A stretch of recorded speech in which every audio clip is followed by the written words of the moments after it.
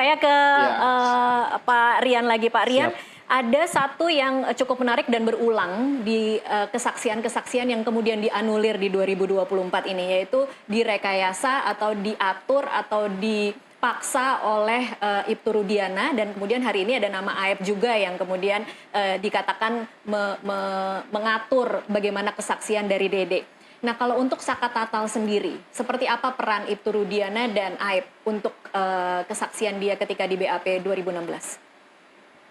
Baik, yang kami ketahui bahwa Rudiana ini adalah saksi pelapor ya.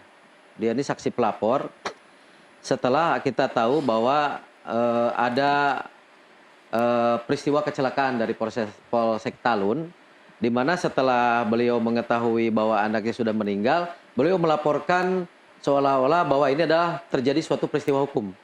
Di mana beliau, mohon maaf yang berseberangan dengan saya, beliau menangkap sendiri, menintegrasi sendiri, bahkan di situ kita lihat visualnya di Prapid kemarin memperlihatkan ada satu dokumen surat perintah dari unit beliau.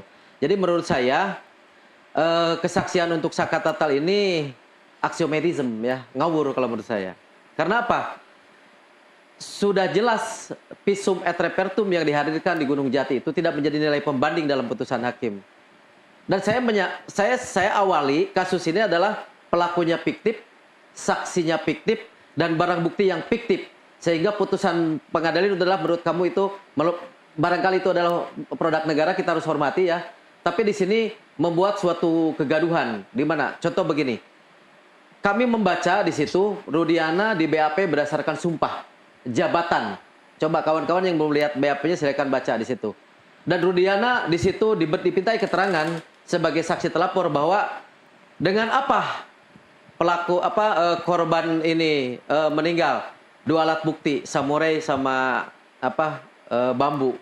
Tentunya kalau kasus kematian ini harus dihadirkan bukti forensiknya dong. Ini nggak berbelit-belit kalau kejadian waktu dulu, oh ini ada baloknya, oh ini ada sidik jarinya. Itulah yang kami tunggu di pra peradilan kemarin.